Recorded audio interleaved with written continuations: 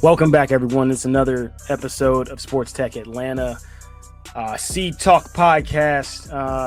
It's the holiday season. You gotta love holidays. Just a little bit of joy in the air. I know we're just coming off of, November and Thanksgiving, and we're rolling through. This is the big boy. This is the big boy season. This is when you step up into the. It starts off with Christmas. Obviously, you got the Hanukkah season as well, and then you roll right into New Year's Eve. Everybody celebrates New Year's Eve. You got to try and do something, and it's like, how can I pace myself as an adult to make it through the gauntlet known as the holidays? Because when you get together during Thanksgiving, it's a lot of stuff going on. You're eating, you're drinking, you're being merry, and then you're like, oh, get back to work for a few weeks, and then you transition right back into the same holiday season of Christmas and then New Year's. Back-to-back heaters coming at you like you're playing in the MLB, or if you want to take one of them off like you're in the NBA. Sterling, how you feeling in the holiday season? It's good to be back. Good talking with you. It's good to be back. Last part of the year for us. You forgot Kwanzaa there. Because I wanted you to bring it in. I didn't want to take all the glory with all the holidays. I wanted to say two and then give you the third. I teed it up for you, but you didn't have to tell it to the people as if I left it out. Thank you for teeing. Thank you for bringing it up, throwing it down for the lob like I did. You're welcome. But last part of the year, we took November off. Just want to say congratulations to you and your wife for bringing in a child into the world. So congratulations on that. So it's exciting to get back. But yeah, excited to kind of end the year here. Got some things. I think we're excited for 2025 separately and also for the show. But yeah, it's cool to be back. Yeah, I know there's a lot of things for the holidays. People are being pulled left and right. What do we have going on for our listeners if they want to take advantage of, a few things during the holidays?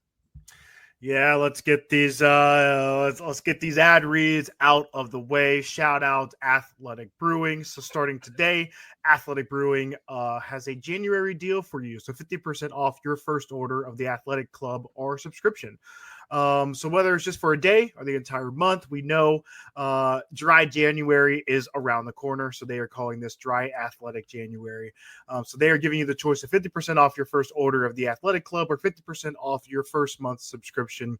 Again, from December 18th, running all the way through January 31st. Use the link ID number 2339746 to make sure you get that 50% off from your friends over here, the Seed Talk podcast, and shout out to Athletic Brewing. What's that code one more time? Hit that code again, 2339746. Awesome. Yeah. We always like to make sure to look out for our listeners. So we appreciate everybody that has been rocking with the pod and make sure to utilize that code because, Tom Holland made his own non-alcoholic. Athletic Brewing way out ahead as well. And it's one of those things, doing dry January, or if you want to transition and have that segue in or parlay that into February and March and take it on, and, you feel a little bit healthier, a little bit cleaner, a little bit clear for your decision making potentially. If you think that you have, like I said, gone through the gauntlet of the holiday season and feeling a little foggy, it's great. It's something that you can definitely utilize. So make sure to use that code for Athletic Brewing as you are looking into the new year and a potential either better you, new you, or keeping it the same you if you had a great 2024. But as we're in the holiday season, it's a lot going on. I think that the first thing I think of, obviously, when you bring up the holiday, Sterling, it's travel. They always say this is the busiest travel weekend of the year, or this is the busiest travel week that we're seeing on record potentially, and they say it every single year. Yeah. But the thing that upsets most people when you're in either the airport or if you're in the bus terminal, you're in the train, it's just common courtesy. It's the norms that you expect that people to follow, the unwritten rules. As Sterling's baseball jersey hangs back up there like baseball, that you gotta follow. Yeah. And I think we're gonna do a little something fun, and then we'll jump into the big Sports Tech podcast topics in the back, kind of going through socials, and then let's see what socials has been popping up. What's been popping up on the different social mediums that are out there. And I saw this out there, and it's what's too much when it comes to bringing and hauling bags onto the plane, potentially into the overheads, or what you're going to bring in underneath your seat, or what you're packing.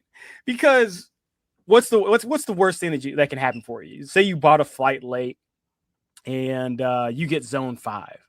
I know Delta changed their stuff up. Zone 5 right now is technically like the first zone, but just rock with me. F5 being the highest. But you got an early seat. Say you're sitting in 12, but you booked it late, so you're in zone 5. You ain't got the status. You got 2 carry-on bags, and next thing you know, you hear that dreaded message come over the PA system. Boom, boom.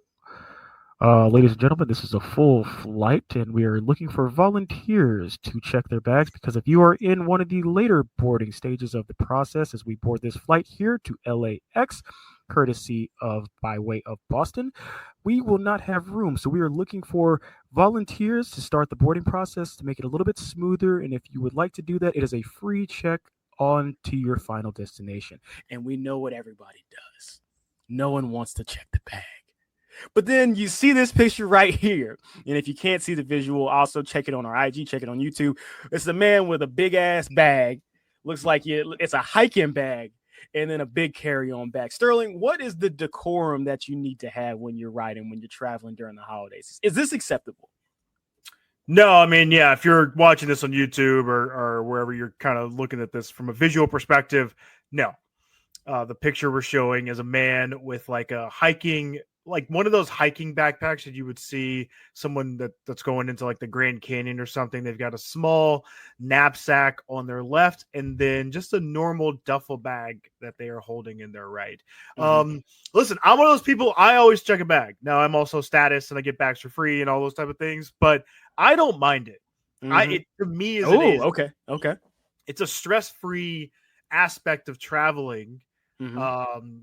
And again, when you don't have to pay for it, it's kind of nice, right? Like I get the extra expense there when you're having to like, check bags and everything. But I want to be able to get through the airport as seamlessly as I can. And I like the comfort of just having like a backpack with me.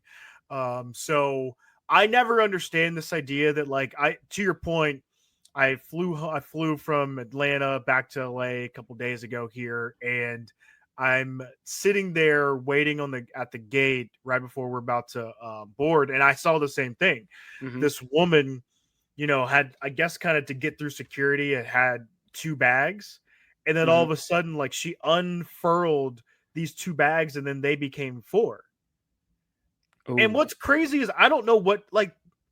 So she got through security without having to pay for the extra bags, and then once she got through. Which is so weird because that's not how it works. You can get through security with 9 bags if you want to. It doesn't matter. Security doesn't care.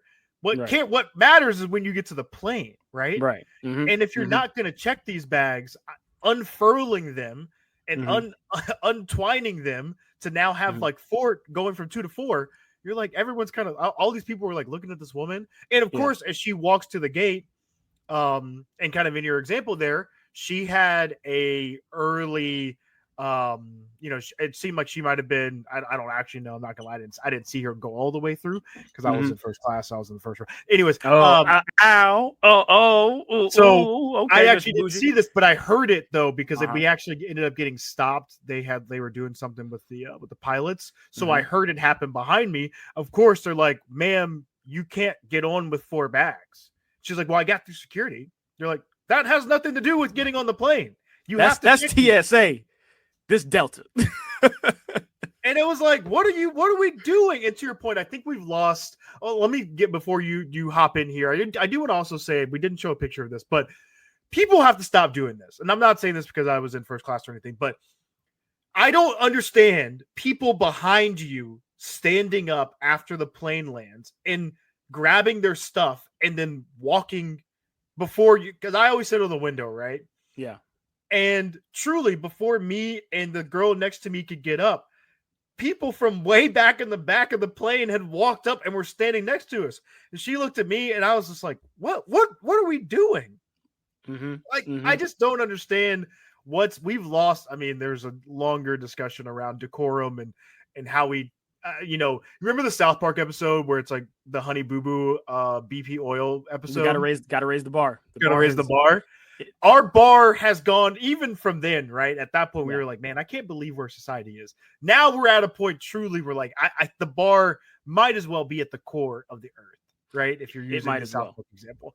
I don't know how we've gotten to this place, but we've got to put some barrier back in or do something to where we can get back to a normal place. Yeah, we need some type of restrictions out here because we've learned at the end of the day, you think that your fellow man has common sense like you do. And I'm assuming everyone's on the enlightened spectrum socially and just from a comprehension standpoint as myself.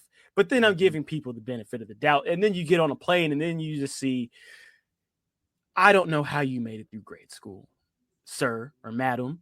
And you just question how did you even make it to the airport? Did you have was there a different type of bus that dropped you off here? Because I know you couldn't drive yourself.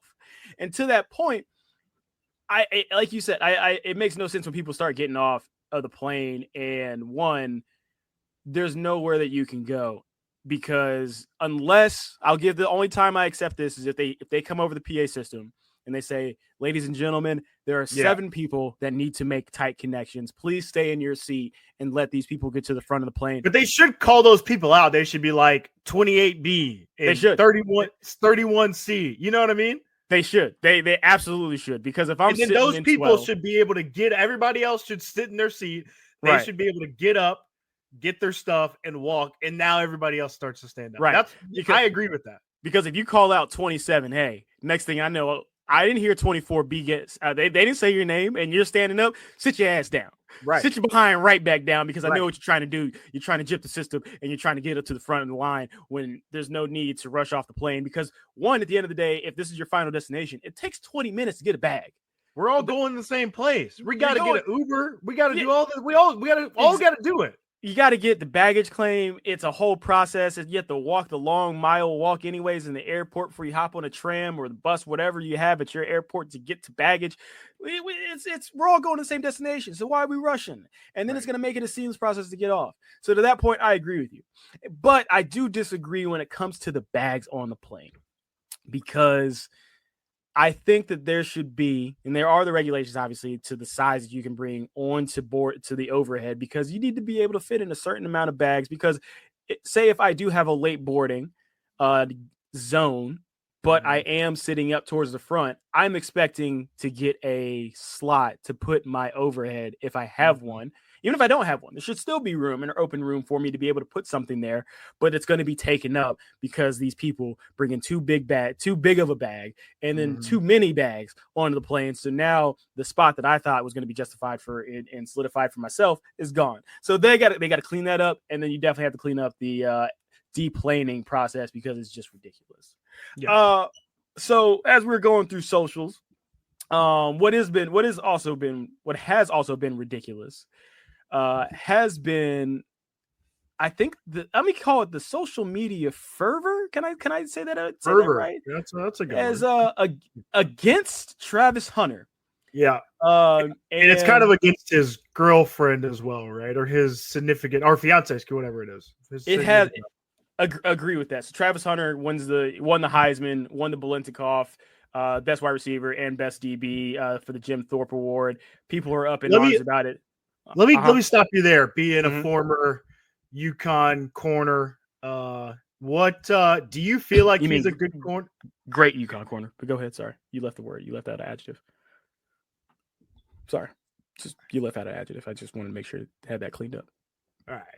What is he a good? Do you think he's a better corner, or do you think he's a better wide receiver? So to answer the question directly, he is a better corner at the moment, but you don't have skill development focused purely on the wide receiver end. And he's so raw at wide receiver and is still torching folks that you wonder what it would look like if he really took one position, one or the other, more serious than the next, than the other, and seeing what he would look like after molding and sculpting to perfect that craft for that singular position. So he could be a better wide receiver, honestly, because he tracks the ball unbelievably. And then with the way the rules are, especially when you get to the next level, you can't get touched Even if you do get popped one time, it's a flag, and then now they're hesitant in the secondary to try and come back at you off of an errant throw by a QB that leads you into a cloud cover down on the cover 2, or like throwing into the zone. Normally, when Troy Polamalu or Ryan Clark, to his credit, would come and pop your helmet off. You don't do that nowadays. So I will say right now, corner, because he reads the game. It's unbelievable if you really watch his tape. Even though he only had 4 picks, I think he was second in the nation when it comes to receiving touchdowns. But people were like, "Oh, he wasn't the best in his position." He is playing at an elite level on both sides of the ball, and snap count is important because no one has done this. Champ Bailey didn't do it to this level. People always try and say he's like a glorified Miles Jack. Miles Jack did not do this nearly as close to this level. Charles Woodson had aspects to this, but not to the same degree that you see with not close. I think he had like 23 snaps on offense. Yeah, and that punt return that Charles Woodson ran back, that's iconic. That was his only punt return touchdown of the year. Yeah, so no one that we have seen, and not even have recency bias throughout the modern era, has done what he has done. So he deserved, because he was the best college football player overall in college football today, the year 2024. Now to Ashton Genty's year that he had, unbelievable year. And it sucked that he came up against a buzzsaw of a player in Travis Hunter, because he rightfully deserved the Heisman in his own right for, being able to put the stats up and sitting in third and fourth quarters, blowing out some teams. He got some garbage time stats in there as well, because you have to do that when you have a Heisman runner. But I think I like what like someone said, what's difficult in what he did, which is similar to Barry Sanders' year back when Barry Sanders was at Oklahoma State, is you knew he was getting the ball, right? You knew he was getting the ball 30 times, and he still put up those numbers. And I think that's what's also so impressive about what he did. Yeah, and so I think it sucked that Genty couldn't get it this year. You wish he could get the acclaim by himself, in the 2025, but it's not how it works. In the court of public opinion, everybody's going to say that he is their Heisman winner. But I would look at it like this. I mean, people, you don't even, as you go to your 9 to 5, I'm included in this. I don't. It's hard to give effort, the full elite type of effort that you need to give to start the morning and to finish the morning off. There's lapses in the day where you're like, you know what, I'm gonna take a couple plays off because I can, and it's not gonna hurt anybody. I'm gonna still get my check at the end of the day. I'm gonna still be productive. But you know what? If I really graded myself today, about a 72%. You can't do that. You can't do that at the highest level in college football to take plays off if you want to be on offense and defense and give the same production. So think about it in the sense of what you would do yourself personally, not from an athletic standpoint, but just from an effort standpoint in your every single day.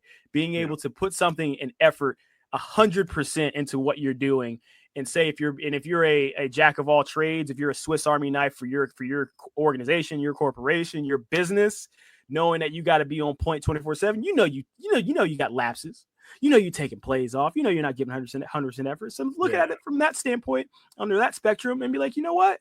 Now I get it. He deserves it. The stats might not have been better, but for what he had to do, I get it. He was great. He was great. I thought he was deserving of the Heisman. I think where you were going at the beginning of this, I know I cut you off, is just kind of the weirdness online with everyone talking about him and talking about his relationship and all these things.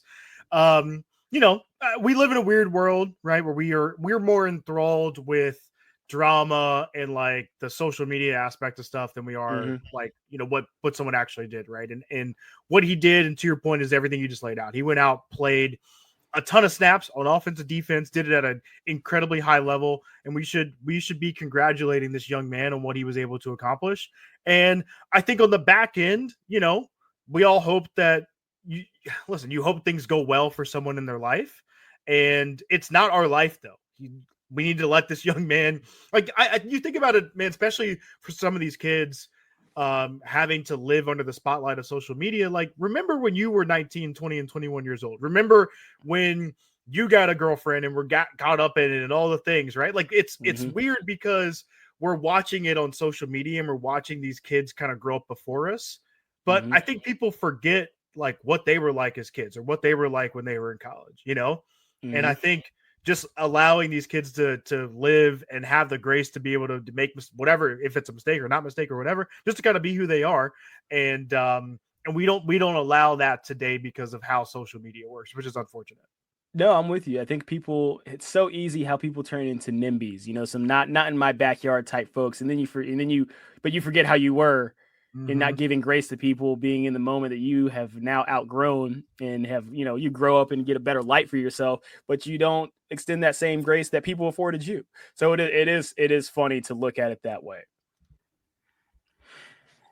Yeah, so it'll be great to see him when he makes the next level jump. Because I'm excited to see what he does once he gets there. It's got to be dedicated for either one position or the other. You can't do both once you get there, because once you get into big leagues, it ain't no play. It ain't no play like you're seeing right now. With I'm actually kind of excited about this. Actually, I'm very excited about it for all of our golf aficionados out there. It is Liv versus PGA. Rory, Scheffler, Koepka, DeChambeau.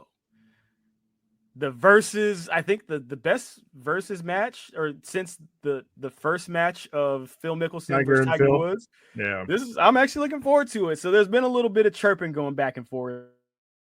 You had some practice rounds going on. You had DeChambeau going back and forth. I'd like to go up against Bryson to try to get him back for what he did to me at the U.S. Open. To be fair, you kind of did it to yourself.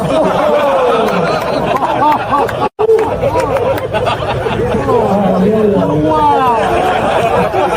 Oh my goodness. So if you couldn't hear it well enough, Rory was saying that he's got to get DeChambeau back for what happened at the U.S. Open. And DeChambeau tried it back with, well, to be fair, you kind of did it to yourself. Great one-liner off the cuff as well. I mean, I'll give it to him. His YouTube has definitely helped his improvisation skills out there, being in front of the camera and on the mic, because that was a good zinger. I mean, I think caught Rory off guard a little bit, but it is true. Rory can only blame himself for the U.S. Open, but it will be fun to see Liv going up against PGA. What do you think? What do you think about this, Sterling? Yeah, I think it's great. I think it's cool to see these guys and these, to your point, kind of like interacting in a way. I think Rory's gotten a lot of unfair negativity towards him with everything that's gone on between Liv and the PGA. So I hope that this is a good start to kind of bridge some of those, or mend some of those bridges, if you will. I think Brooks has always been a fan favorite. I think for us, the tough thing is Scotty Scheffler. Like, he's so good, but you feel like you miss some of the personality. And I hope for him, this is a great way for him to kind of showcase some of his personality and kind of kickstart the 25 season, where it seems like they've got a couple roadblocks, right? But it looks like Liv will probably be in some way folded back under the PGA, and there'll be some stipulations there. So, I'm excited for it. To your point, I think it's probably the best versus we've. I think some of those, like the Tom Brady ones and all that, I don't watch those anymore, right? Like, that's not fun for me. This will be fun to watch. Yeah, no, I'm with you there, and it's tough when leagues. I mean, I wanted to have a kind of quick, deeper conversation, because I think our big discussion as we jump into the sports tech topics is going to be, the opening of TGL.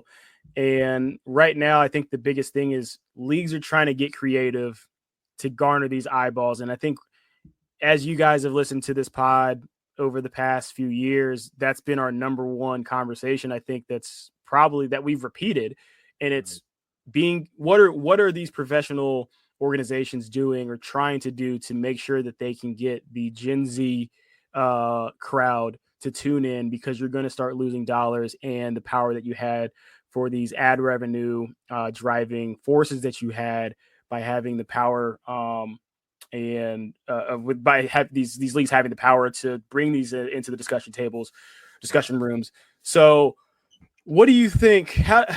How do you think the PGA and Liv will end up positioning themselves? Because I mean, obviously this is the match has been going because Tiger and Phil started it, but really you're seeing, the creativity from these leagues to try and get these eyeballs.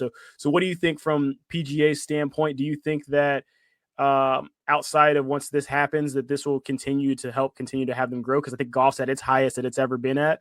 And do you see NBA, MLB, NFL, NFL has kind of been a league of its own right now, but still trying to duplicate or replicate in their own way something to continue to make something more or geared towards the younger crowd so they can get the viewership numbers that they're looking for. How do you see the future outlook for a lot of these clubs or a lot of these organizations? Yeah, I'll talk golf, and then I know we're going to hit the NBA for a quick second. So I'll kind of try to roll both of those into one here. And then before we get to the TGL and kind of talk through some of the tech there and really have a sports technology conversation.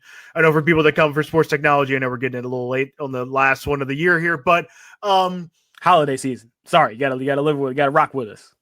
For what you're talking about is big. And I think I urge people, if you really want to do a deep dive on this, we covered this in our January podcast as we started the 2024 year, just around viewing and where the Gen Z TikTok kind of, I like to call them the TikTok kids, right? Where they are living in terms of live sports, and what has been difficult for leagues, advertisers, networks is to understand that, one, kids do not watch full games, right? The NBA is really seeing that. I also think the NBA is having an issue because of illegal streaming, and that's a whole other thing there.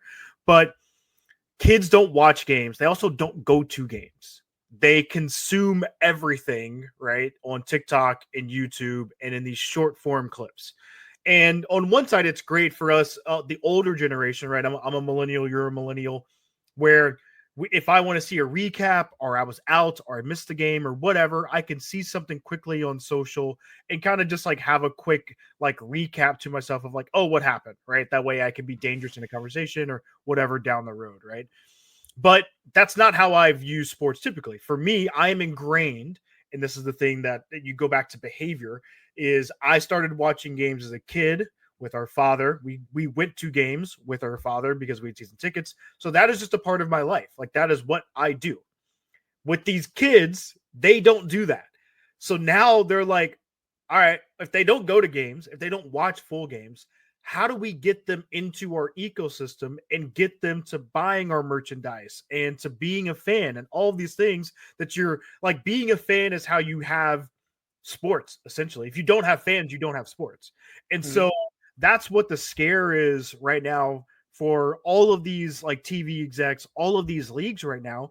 And they're trying to find ways in which they can really reach these younger generations. Golf is a tough one where I think they're in this really weird crossroads with what Live was trying to be, which is, to your point, like very new and very cool. Golf's kind of a stale game. So like, come to Live and we're going to play music and you can be rowdy. But then you saw like at the Waste Management, right, where it gets to a place where like, you're like, okay, well now this is weird, right? Yeah.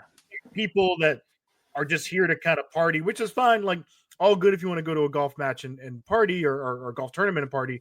But now you're being disrespectful to the golfers. Now we're in like a weird kind of like place in terms of security, all these type of things, right? And so it's like, where's the middle ground of like attracting all new fans, not just because you want to come drink, but like because you want to watch great golf, right? And I think this is a great way for them to do that, is like, hey, it's the holiday time frame. You have nothing else to do. Here are 4 of our top players, people that you've either heard about or you know about because of the Netflix series, all these other things, and come watch them in a round of golf. And also they're going to make some jokes and all these other things, right? And that's what the hope is. They're trying to find these different ways in which, and then from that, now you've got all these short form content that you can cut and now utilize, right? And I think that's where everybody is kind of scared because of everything that they see from like what the Gen Z stats are telling you, and everyone's trying these different ways to affect them, right? That's why the NBA rolled out the NBA Cup, right? They're like, we need to get these younger, we need something fresh and new for our original fans, but also for the younger fans. We need them to like be like, oh, Leah, like this seems fun. I get a trip to Vegas if my team goes there. Like that sounds amazing, right? Yeah. And the teams are actually trying because you're playing for the man at the end of the bench who doesn't have that same Trae Young type or Giannis type contract. Like, I can give this man $250,000 in his pocket, cold hard cash, which is going to be more than somebody that might be in a 10-day or 2-way contract that you're going to get in that whole year. So they're actually playing hard, and that's the basketball. But I hate that it's come to the point where it's incentivized in this way to play hard. When you look at the early 2000s and these dudes were just banging. Why? Because it's Rucker Park in my mind, and I want to be better than you. And that's what, obviously that's the way that Black Mamba played, RIP to Kobe, but it was a personal respect and a little bit of if you got me one time, it's a vendetta against you every time I line up against you, and I will dog you on the court. I might chop it up with you but I will dog you on the court. And you don't get that nowadays against really in all leagues. And I'll say the only league that you really get this mentality in, and if they knew how to really capitalize this, I say this, really throw it a grain of salt because they are capitalizing financially, and this is Formula One, but they have the opportunity to truly, with a better on-track product, because it gets boring watching the same four cars. They have the drama. They have the star attitude from all 20 drivers. You just need a car to be able to back up the mindset that you have, because you have to be different in that cockpit, and you don't have that in a lot of these leagues. And so the thing that I think that you're going to see is a lot of folks being reactionary, where I think we've all learned when corporations have been reactionary, it's a detriment to that business. But they're also too big to fail. So it's going to be interesting. So yeah, I think you made some good points there. Do you think that honestly staying the course with what made a lot of these professional leagues great from a viewer standpoint, staying the course from a traditional aspect and making it, like you said, more family friendly will be a better route than trying to gear it towards the short form content that you're seeing online? So I say family friendly, like I want to get you through the gate. If the gate is in the author blank standpoint, you can bring $20 and feed a family of 4. But then on the flip side, that ticket's really expensive, which you have to find the balance there. But if you had a economically priced ticket and then a fan friendly pricing, do you think that route, being able to get other generations to step in, would be a better place to go than, hey, let's gear towards doing TikToks and making it shorter and blah, blah, blah, blah, blah? I've thought about this a lot, actually. And, again, I think sometimes you're fortunate to do things and fortunate to have these, be able to do certain things in life. I was watching a game. Actually, I want to say something real quick. You're spot on the there's something we talk about in the NBA of they shoot too many threes, and I could go to, I might do a deep dive later on that, right? Just on where we are from that perspective. But the other thing we missed, I was watching League Pass yesterday, because I thought the NFL games were terrible. So we're recording this on the 16th. It'll come out on the 18th or whatever. But while I was watching Magic and the Knicks, and the Magic broadcasts, Karl-Anthony Towns went at Mo Wagner a couple times in the Magic broadcast, and I forget who the guy is. It sounded like just a former player. He's like, man, go back at him. And we don't get that for whatever reason, right? I don't get why we don't get people just going at people within the NBA, right? I just wanted to say that for a second. In terms of what I was going to say and why I was using the NBA again is, I think instead of TikToks, instead of trying to cater that way, get people to your games. I would go out, and I've thought about this with the WNBA. Hit me up as a consultant, hit your boy. I feel like I've got a great thing here, because instead of using brands just in terms of sponsorships and all these things, you should use brands to offer free seats to people. And again, I thought about it when I was watching League Pass yesterday. I was like, all these premium seats down below, I was like, obviously it's catered to the rich, and you have people that don't actually care about the game there. And that's just how corporate America works and how corporate fandom works within sports, right? But I'm sure there's times, especially around this time, when people don't want to spend extra money for games. And why would you not use your branding partnerships? Why would you not go out and secure tickets via a brand or something along those lines and be like, hey, we're going to give away free tickets, to your point, either using TikTok or using whatever, but it's covered by, some sort of partnership, right? And I don't know why teams and leagues don't do this more. And I've thought about this a ton with the WNBA, because they're at a weird place, and not even trying not to touch the Caitlin Clark piece, because we've done it a couple times, right? And she's in an impossible situation, right? But if for some teams, right, like you've already kind of missed the mark in terms of like how to market to everybody around the WNBA. And I feel like you're gonna need to get people into games so people can be like, oh shit, this is cool, right? Mhm. And so I would be utilizing every partnership, every sponsorship, however you want to like mix and match that stuff to pull people back into, to your point, back to a live game so they can feel like what it's like to be there, so they can become fans of someone that's on your team. I think what I'm trying to say with the WNBA is why they're missing the mark is like you're not using Caitlin Clark to enhance your game. At every turn, you're talking down about she didn't do this right or do that right, or You're oh well, self-sabotaging for no reason. there's other people in the league. No shit, there's other people in the league, but there's only one Caitlin Clark. There's Yeah. only one, and she is unbelievable. And instead of utilizing her to enhance, to make like people be like, oh shit, wait, you got this person here or that person there. Okay, Oh, I didn't know about Asia Wilson. Oh, all right, all right. absolutely. I'll come watch them play, right? And they haven't done that at any step. And so that's what I would do. I would be using technology and partnerships to drive people that way. And again, I think, I said it, I'm going kind of long here, but there's a company out there. I've talked about them so many times. I put another post on social about them, is Immersive, which I think is going to be able to pull people as well into like what a game can kind of bring you from like an augmented reality and VR perspective, which I think is going to be cool too.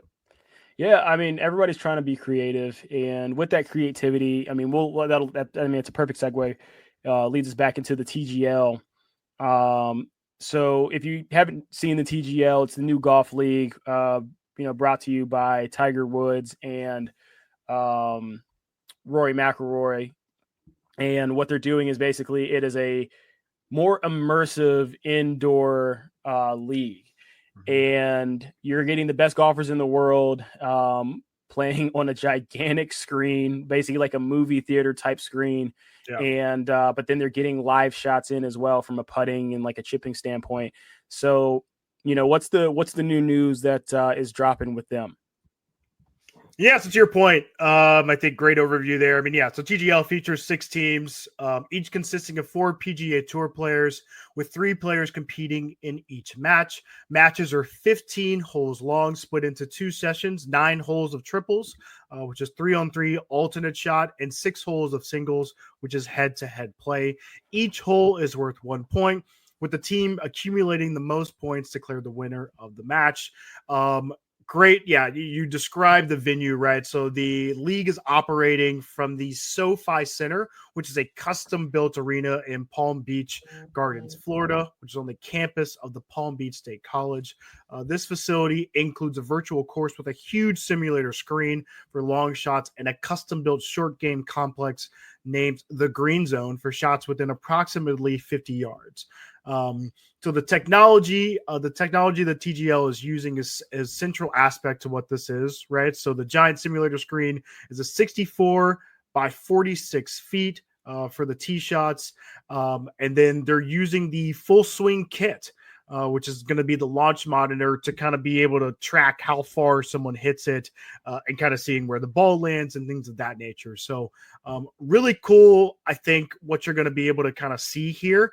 After they hit that initial shot into the screen, it now goes from virtual to in real life. And as we went a little long on that conversation around how to get young fans in, I think being able to incorporate the virtual in the real life is what is going to be the next iteration of sports, right? And I think TGL is going to bring that for you. So players then hit from real grass, from real fairway surfaces, from the rough and in the sand, depending on how they're able to kind of track where the ball went on the course that they have laid out.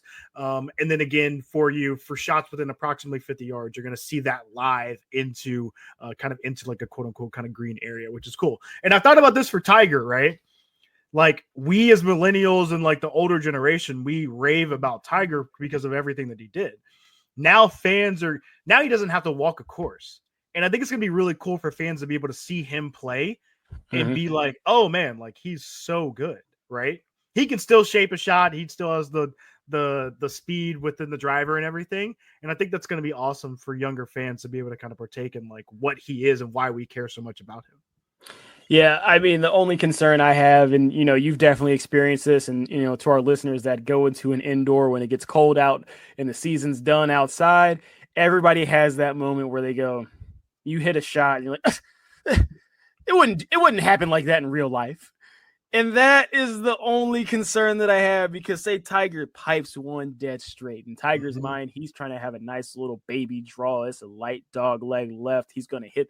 He knows he can make that thing run down the hill. Let's just say it's a I forget whatever hole it is at Augusta that runs back down the hill to the left. I think it's like hole 4, whatever. But you're trying to make that shot. He knows in real life, I'm going to get it at least. That's 13. That where you hit it and it comes back down. Like, comes downhill. Is that 13? It comes downhill to the left. It's like a long par 4, longest short par 4, depending on where you hit it. There's bunkers on the right side, whatever. So in real life, he knows how that ball is going to roll, how it's going to go down. But then when you play in a semi, sometimes that semi might take a little bit off. It's not getting that same rollout. You're not getting that same spin because it's all dictated off of what the sensors are picking up. Obviously, they're going to have the best technology that you can ever have when it comes to an indoor facility. So it might be less of a concern. And obviously Tiger wouldn't do it if he didn't think it was there. So I just hope we don't run into that a lot. And people can get to see, because like you said, Tiger doesn't have to walk except for the 30 feet to the putting green or the chipping surface and chip and putt. So that'll be dope because, the shots that we all that we grew up with, for the reasons why we ended up loving sports in the way that we do, or a lot of people are enamored with it, is because you got to see the magic. So I think TGL has something that can be, I know they put it on pause because the live discussion really sidetracked and derailed things last year. This gave them another year to refine and get things a little bit better, but it'll be interesting to see, if there's duplication from other leagues, because I think the current route, especially with what NCAA football, it's a whole nother discussion, but there's some things that are untenable when it comes to maintaining the support that you have right now, which is obvious. So it'll be fun. Like you said, Sterling and I, we can consult out here because this is what we be doing. We throw out big brain ideas and no one wants to listen to us. I feel like we speak things into existence. Next thing you know, you're going to see 2 weeks down the line, like, oh, so-and-so came out with this because they're going to try and bring and garner new fandom for blah, blah, blah, blah, blah. Why? Because we spoke about it on the pod. It is what it is. It's a shame. We speak about it.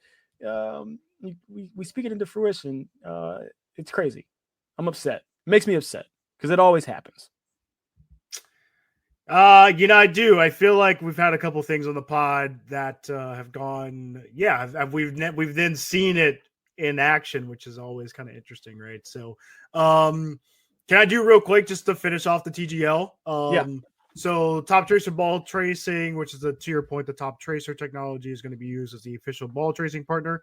Virtual caddy and hole design. The league is going to employ virtual caddy technology, allowing teams to preview and strategize on each hole through an interactive yardage book on a touchscreen. The holes are custom designed by renowned golf course designers, with the technology allowing for varied landscapes and challenges. And then lastly, going back to the point about like where the ball lands and everything, I think it's going to be cool because like with the short game complex, with how the green zone is going to work, there's 189 actuators and jacks to change the slope and allowing for different configurations and challenges for each hole. So to your point, it's going to be so interesting to see like once you hit the ball into the screen, how the Top Tracer technology kind of tracks it, and then how they change the slope to make you like now hit from wherever you feel like the ball actually went. So it's gonna be really cool to see. But yeah, I'm interested to see if some of the things we talked about here are going to be implemented down the road. Should I hit some funding rounds? Yeah. Take us out with some funding. Just 3 here to close out the year. Shout out to everybody within sports technology. It's been a long year. I expect 2025 to be a little bit more open in terms of some of the funding that's kind of going out to some to the sports tech world. And you're also going to continue to see more of these leagues kind of pop up and technologies kind of getting into these leagues as well. So it's going to be the big thing, I think, especially as you kind of get into Q1, Q2 of next year. So the first one we have is Lucra. We talked about them a couple times before, but they are an emerging market leader in social gamification technology. They announced a $10 million raise from 7GC, 76 Capital, and Steve Kuhn, who's the founder of Major League Pickleball. Alongside that, also Giannis and Arthur Blank were along in this as well. The next one is Players Health, which is a leading provider of athlete safety and sports insurance solutions. Today, they announced a successful closing of its $60 million Series C funding round. The funding round was led by Bluestone Equity Partners. The investment brings Players Health total funding to over $100 million and signals a bold new chapter in the company's mission to redefine athlete safety across amateur and professional sports. This is a big one. We'll probably do a little something deeper on this one later on. Around player health and also what Bluestone Equity Partners is getting into. But super cool what they are doing there around player health and insurance. The last one is B Sport, which is a Barcelona, Spain-based provider of technology platform for the boutique wellness industry. They raised $30 million in a Series B funding round.